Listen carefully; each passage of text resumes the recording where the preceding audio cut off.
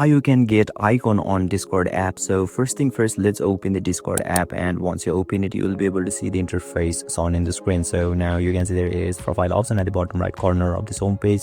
So just tap on that profile icon, and once you tap on it, you can see there is edit profile button at the middle of this section. So just tap on that edit profile, which is the blue button, and once you tap on it, you simply need to scroll it to the down, and you can see there is avatar decoration, profile effect, and name palette in here. So you can simply tap on it and you can get your icon successfully. So if you want preserved profile, simply tap on it and just scroll it down, and you can see there is three options as same. So just tap on get nitro, and you need to pay for it, and yeah, you will be able to get your icon on Discord successfully.